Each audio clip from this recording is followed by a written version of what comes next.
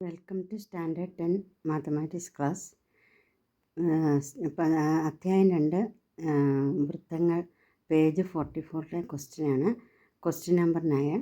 ഒരു അർദ്ധവൃത്തത്തിലെ ഒരു ബിന്ദുവും വ്യാസത്തിൻ്റെ രണ്ടറ്റങ്ങളും ചേർന്ന് ഒരു ത്രികോണം വരച്ചു. തുടർന്ന് ത്രികോണത്തിൻ്റെ മറ്റ് രണ്ട് വശങ്ങൾ വ്യാസമായി അർദ്ധവൃത്തങ്ങളും വരച്ചു. അതായത് അർദ്ധവൃത്തത്തിലെ ഒരു ബിന്ദുവും വ്യാസത്തിൻ്റെ രണ്ടറ്റങ്ങളും, അതായത് അർദ്ധവൃത്തത്തിലൊരു ബിന്ദു എടുത്തു, വ്യാസത്തിൻ്റെ രണ്ടറ്റങ്ങൾ, വ്യാസം എന്ന് പറയുമ്പോൾ ഇതാണല്ലോ കേന്ദ്രത്തിലൂടെ കടന്നു പോകുന്ന അതിൻ്റെ രണ്ടറ്റങ്ങളും ചേർത്ത് ഒരു ത്രികോണം വരച്ചു. അപ്പോൾ നമുക്കറിയാം ഈ കോണ് മട്ടകോണാണെന്നറിയാം, 90 ഡിഗ്രി ആണെന്നറിയാം, കാരണം അർദ്ധവൃത്തത്തിലെ കോണാണ്. തുടർന്ന് ത്രികോണത്തിൻ്റെ മറ്റ് രണ്ട് വശങ്ങൾ വ്യാസമായി അർദ്ധവൃത്തങ്ങളും വരച്ചു. അതായത് ഈ ത്രികോണത്തിൻ്റെ ഈ വ്യാസമല്ലാതെയുള്ള മറ്റ് രണ്ട് വശങ്ങളുണ്ടല്ലോ, അപ്പോൾ ഈ വശം വ്യാസമായിട്ടൊരു അർദ്ധവൃത്തം വരച്ചു, ഈ വശം വ്യാസമായിട്ട് മറ്റൊരു അർദ്ധവൃത്തവും വരച്ചു. രണ്ടാം ചിത്രത്തിലെ നീലയും ചുവപ്പുമായ ചന്ദ്രക്കലകളുടെ പരപ്പളവുകൾ കൂട്ടിയാൽ ത്രികോണത്തിൻ്റെ പരപ്പളവ് കിട്ടുമെന്ന് തെളിയിക്കുക. അതായത് ഈ അർദ്ധവൃത്തത്തിലെ ചന്ദ്രക്കല മാത്രം എടുക്കുന്നു. ഈ ചന്ദ്രക്കല, നീല ചന്ദ്രക്കലയും ചുവപ്പ് ചന്ദ്രക്കലയും, ഇതിൻ്റെ പരപ്പളവും കൂട്ടിയാൽ ഈ ത്രികോണത്തിൻ്റെ പരപ്പളവിന് തുല്യമാണെന്ന് തെളിയിക്കണം. ഈ ചന്ദ്രക്കലയുടെ പരപ്പളവും ഈ ചന്ദ്രക്കലയുടെ പരപ്പളവിൻ്റെയും തുക എന്ന് പറയുന്നത് ഈ ത്രികോണത്തിൻ്റെ പരപ്പളവിന് തുല്യമാണ് എന്ന് തെളിയിക്കണം. അപ്പോൾ നമ്മൾ ആദ്യം എന്താണ് ചെയ്യുന്നതെന്ന് വെച്ചാൽ ത്രികോണത്തിൻ്റെ പരപ്പളവ് കണ്ടുപിടിക്കും. ത്രികോണത്തിൻ്റെ പരപ്പളവ് കണ്ടുപിടിച്ച് കഴിഞ്ഞ് അർദ്ധവൃത്തത്തിൻ്റെ ഈ അകത്തുള്ള അർദ്ധവൃത്തത്തിൻ്റെ പരപ്പളവ് കണ്ടുപിടിക്കും. അർദ്ധവൃത്തത്തിൻ്റെ പരപ്പളവിൽ നിന്ന് ത്രികോണത്തിൻ്റെ പരപ്പളവ് കുറച്ചാൽ അർദ്ധവൃത്തത്തിൻ്റെ പരപ്പളവ് ഇത്രയും വരുമല്ലോ, ത്രികോണത്തിൻ്റെ പരപ്പളവ് ഇതല്ലേ വരുന്നുള്ളൂ.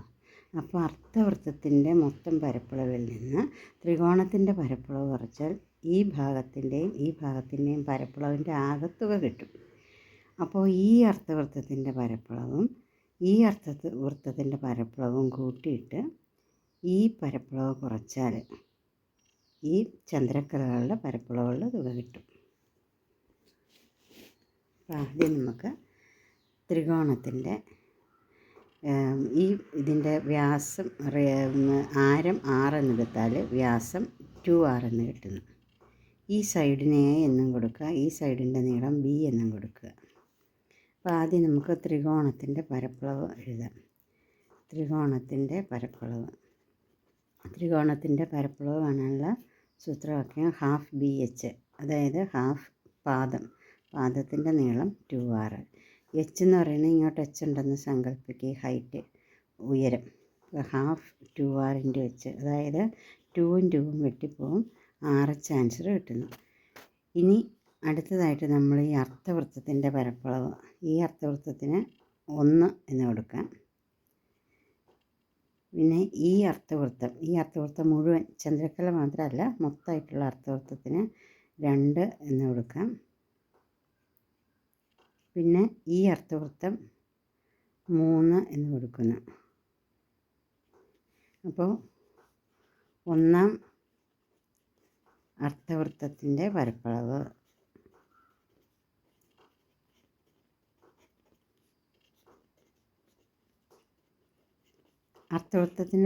കാണാനുള്ള ഫോർമുല 2π × ആരത്തിൻ്റെ സ്ക്വയർ 2πr². 2π × നമ്മുടെ ഇവിടെ ആരം എത്രയാണ്? ഒന്നാം അർദ്ധവൃത്തത്തിൻ്റെ ആരം എന്ന് പറയുന്നത് 2r ആണ്. അല്ല, ആരം 6 തന്നെ, 2πr². അപ്പോൾ ഒന്നാം അർദ്ധവൃത്തത്തിൻ്റെ പരപ്പളവ് നമുക്ക് കിട്ടി 2πr².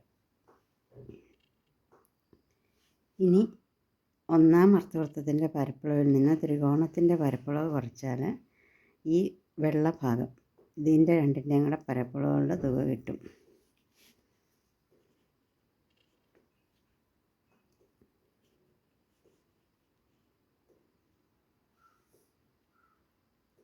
ഇത് പോർഷൻ A എന്നും ഇത് പോർഷൻ B എന്നും കൊടുക്കാം.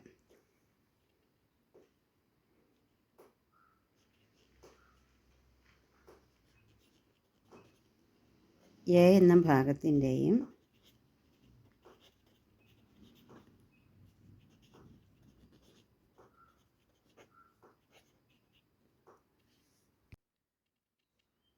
B എന്ന ഭാഗത്തിൻ്റെയും പരപ്പളവുകളുടെ തുക.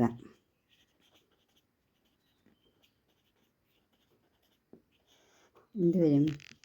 ഒന്നാം അർദ്ധവൃത്തത്തിൻ്റെ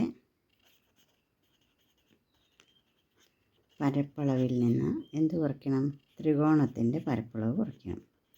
പരപ്പളവ് മൈനസ് ത്രികോണത്തിൻ്റെ പരപ്പളവ്. ഒന്നാം അർദ്ധവൃത്തത്തിൻ്റെ പരപ്പളവ് നമുക്ക് കിട്ടിയിട്ടുണ്ട് 2πr². ത്രികോണത്തിൻ്റെ പരപ്പളവ് RH. അപ്പോൾ ഇതാണ് ഈ വെള്ള പോർഷൻ്റെ ആകെ പരപ്പളവ്. ഇനി ഈ മൊത്തം രണ്ടാം അർദ്ധവൃത്തത്തിൻ്റെയും പരപ്പളവ് കണ്ടുപിടിക്കുക, മൂന്നാം അർദ്ധവൃത്തത്തിൻ്റെയും പരപ്പളവ് കണ്ടുപിടിക്കുക. അത് കഴിഞ്ഞ് ഈ പരപ്പളവും കൂട്ടിയിട്ട് ഈ പോർഷൻ അതിൽ നിന്ന് കുറയ്ക്കുക. ഈ ഭാഗത്തിൻ്റെ പരപ്പളവ് കുറയ്ക്കുക. ഇതിൻ്റെ പരപ്പളവും കൂട്ടിയതിന് ശേഷം ഈ പോർഷൻ്റെ പരപ്പളവുകളുടെ തുക കുറച്ചാൽ നമുക്ക് ഈ പരപ്പളവുകളുടെ തുക കിട്ടും. ചന്ദ്രക്കലകളുടെ പരപ്പളവുകളുടെ തുക കിട്ടും.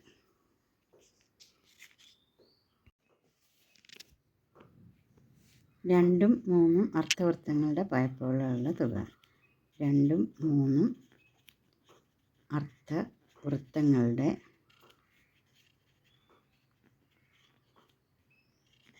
പരപ്പളവുകളുടെ തുക സമം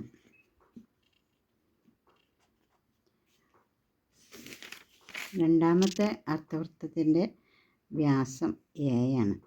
അപ്പോൾ ഇതിൻ്റെ പരപ്പളവ് എന്ത് വരും? 2πr². ഇവിടെ റേഡിയസ് a/2 വരും. ഇത് മൊത്തം നീളമാണ് A. അപ്പോൾ റേഡിയസ് ആരെന്ന് പറയുന്നത് അതിൻ്റെ പകുതി വരും. 2π × a/2². അതുപോലെ തന്നെ ഈ മൂന്നാം അർദ്ധവൃത്തത്തിൻ്റെ പരപ്പളവ് എന്ന് പറയുന്നത് 2π × b/2². 2π × a/2² plus 2π × b/2². 2π × a²/4 plus 2π × b²/4. ഇവിടെ 2ഉം 2ഉം ക്യാൻസലാകും. 2ഉം 4ഉം ക്യാൻസലാകും. അപ്പോൾ π × π/2 പുറത്തേക്ക് എടുക്കാം. π/2 ഇവിടെയും π/2 ഉണ്ട്, ഇവിടെയും π/2 ഉണ്ട്. പിന്നെ അകത്ത് a² + b² എന്ന് കിട്ടുന്നു. ഇനി നോക്കുക, ഇത് ഈ മട്ടത്രികോണത്തിലെ a² + b². മട്ടത്രികോണത്തിൻ്റെ ഈ വശം ലംബം സ്ക്വയർ പ്ലസ് പാദം സ്ക്വയർ സമം കർണം സ്ക്വയർ. അപ്പോൾ a² + b² സമം 2r² എന്ന് വരുന്നു. ഇത് മട്ടത്രികോണമാണ്, അർദ്ധവൃത്തത്തിലെ കോൺ. മട്ടത്രികോണത്തിൻ്റെ ലംബത്തിൻ്റെ സ്ക്വയർ പ്ലസ് പാദത്തിൻ്റെ സ്ക്വയർ സമം കർണം സ്ക്വയർ ആണ്. അപ്പോൾ a² + b² സമം 2r². അപ്പോൾ a² + b²ൻ്റെ സ്ഥാനത്ത് നമുക്ക് 2r² എന്നിട്ട് കൊടുക്കാം. 2r². 2ൻ്റെ സ്ക്വയർ 4 ആണ്. അപ്പോൾ 4r². ഇത് തമ്മിൽ ക്യാൻസലായി 2πr² എന്ന് കിട്ടുന്നു. അപ്പോൾ നമുക്ക് 2ഉം 3ഉം അർദ്ധവൃത്തങ്ങളുടെ പരപ്പളവുകളുടെ തുക കിട്ടി. ഇനി ചന്ദ്രക്കലകളുടെ പരപ്പളവുകളുടെ തുക സമം 2ഉം 3ഉം അർദ്ധവൃത്തങ്ങളുടെ പരപ്പളവുകളുടെ തുകയിൽ നിന്ന് ഈ എയുടെയും ബിയുടെയും പരപ്പളവുകളുടെ തുക കുറയ്ക്കുക.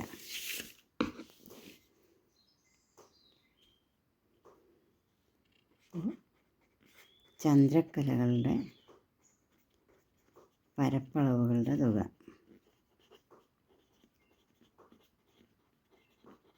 സമം 2ഉം 3ഉം അർദ്ധവൃത്തങ്ങളുടെ പരപ്പളവുകളുടെ തുകയിൽ നിന്ന് വെള്ള പോർഷൻ്റെ പരപ്പളവുകളുടെ തുക കുറയ്ക്കുക.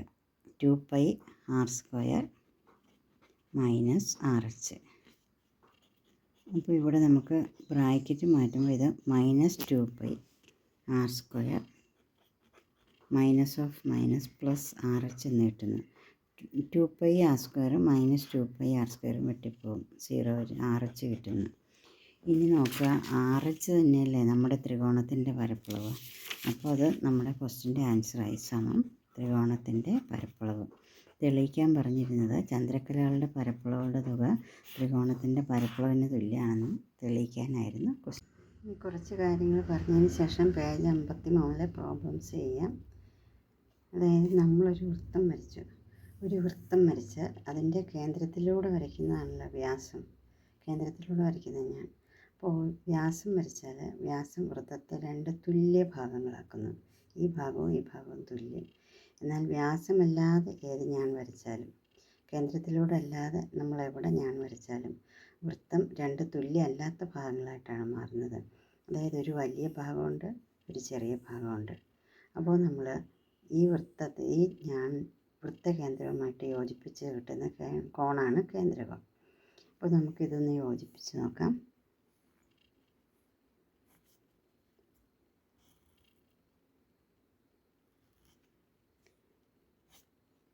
ഈ കേന്ദ്രകോണിൻ്റെ അളവ് നമുക്ക് എക്സ് എന്നെടുക്കാം. അപ്പോൾ ഇത് എക്സ് ആണെങ്കിൽ ഈ വലിയ ഭാഗത്തിലെ ഒരു ബിന്ദുവുമായിട്ട് നമ്മൾ യോജിപ്പിക്കുന്നു.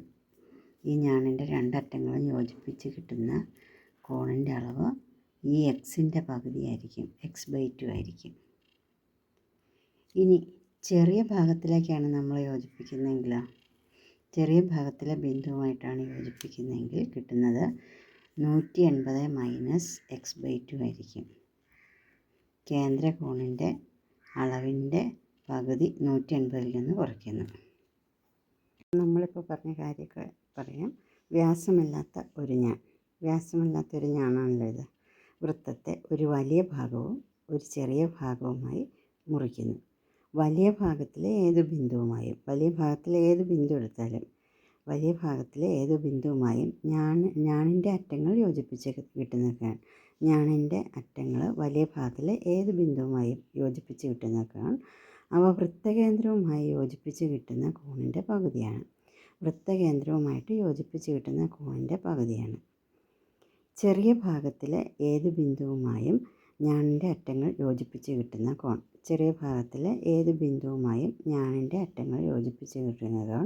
കേന്ദ്രത്തിലെ കോണിൻ്റെ പകുതി 180 ഡിഗ്രിയിൽ നിന്ന് കുറച്ചതാണ്. ഇവിടെ ഒരു വൃത്തത്തിലൊരു ഞാനുണ്ട്. അപ്പോൾ ഈ ഞാൻ കേന്ദ്രമായിട്ടുണ്ടാക്കുന്ന കോണ് എക്സ് എന്നെടുത്താൽ അതിൻ്റെ പകുതിയായിരിക്കും അതിലെ വലിയ ചാപത്തിലുണ്ടാക്കുന്ന കോണിൻ്റെ അളവ് x/2. അതുപോലെ തന്നെ ചെറിയ ചാപത്തിലുണ്ടാക്കുന്ന കോണിൻ്റെ അളവ് 180 - x/2. ഇനി നമ്മൾ ഈ ഞാൻ പരിഗണിക്കേണ്ട, ഈ ചാപങ്ങൾ മാത്രം നോക്കുക. ഈ ചെറിയ ചാപവും വലിയ ചാപവും. ഈ ചെറിയ ചാപത്തിൻ്റെ അഗ്രബിന്ദുക്കൾ കേന്ദ്രവുമായിട്ട് യോജിപ്പിച്ചുണ്ടാക്കുന്ന കോൺ എക്സ്. ഈ ചെറിയ ചാപം അതിൻ്റെ എതിർ ചാപമായ വലിയ ചാപത്തിലുണ്ടാക്കുന്ന കോണിൻ്റെ അളവ് ഈ എക്സിൻ്റെ പകുതിയായ x/2. അതുപോലെ തന്നെ ഈ വലിയ ചാപം കേന്ദ്രത്തിലുണ്ടാക്കുന്ന കോൺ എത്രയാണ്? 300. ഇത് ഇത്ര എക്സ് ആണെങ്കിൽ മൊത്തം 360 അല്ലേ? അപ്പോൾ ഇത് 360 - x ആണല്ലോ.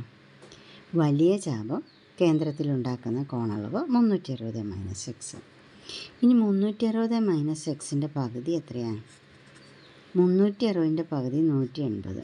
എക്സിൻ്റെ പകുതി x/2. അതല്ലേ ഈ കിട്ടിയിരിക്കുന്നത്. അതായത് ഈ വലിയ ചാപം കേന്ദ്രത്തിലുണ്ടാക്കുന്ന കോണിൻ്റെ അളവിൻ്റെ പകുതിയാണ് അതിൻ്റെ എതിർ ചാപത്തിലുണ്ടാക്കുന്ന കോണളവ്. ചെറിയ ചാപം കേന്ദ്രത്തിലുണ്ടാക്കുന്ന കോണിൻ്റെ അളവിൻ്റെ പകുതിയാണ് അതിൻ്റെ എതിർ ചാപത്തിലുണ്ടാകുന്ന കോൺ. അതുപോലെ തന്നെ ഈ ചാപത്തിലുണ്ടാകുന്ന കോണുകളെല്ലാം തുല്യമായിരിക്കും. ഇത് x/2 ആണെങ്കിൽ ഇവിടെ ഉണ്ടാകുന്ന എല്ലാ കോണുകളും x/2 ആയിരിക്കും. ഈ ചാപത്തിലുണ്ടാകുന്ന കോണുകളെല്ലാം 180 - x/2 ആയിരിക്കും.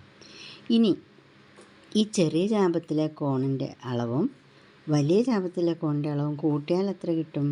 180 - x/2 + x/2 എന്ന് പറയുമ്പോൾ 180 അല്ലേ? അതായത് ഒരു വൃത്തത്തിലെ 2 ചാപങ്ങളുടെ കോണളവുകളുടെ തുക 180 ആയിരിക്കും. അതായത് അവ അനുപൂരകങ്ങളായിരിക്കും. അപ്പോൾ ഒരു ചാപത്തിലും അതിൻ്റെ മറുചാപത്തിലും ഉണ്ടാകുന്ന കോണുകൾ അനുപൂരകങ്ങളാണ്. അപ്പോൾ വൃത്തത്തിലെ ഏത് ചാപവും കേന്ദ്രത്തിലുണ്ടാക്കുന്ന കോണിൻ്റെ പകുതിയാണ് മറുചാപത്തിലുണ്ടാക്കുന്ന കോൺ. വൃത്തത്തിലെ ഒരു ചാപം മറുചാപത്തിലുണ്ടാക്കുന്ന കോണുകളെല്ലാം തുല്യമാണ്. അതായത് ഒരു ചാപം അത് മറുചാപത്തിലുണ്ടാക്കുന്ന ഏത് കോണെടുത്താലും എല്ലാം തുല്യമാണ്. അതേ ചാപത്തിലും മറുചാപത്തിലും ഉണ്ടാക്കുന്ന ഏത് ജോഡി കോണുകളും അനുപൂരകമാണ്. അതായത് ആ ഒരു ചാപം അതേ ചാപത്തിലുണ്ടാക്കുന്ന കോണും മറുചാപത്തിലുണ്ടാക്കുന്ന ഏത് ജോഡി കോണെടുത്താലും അവ അനുപൂരകമാണ്.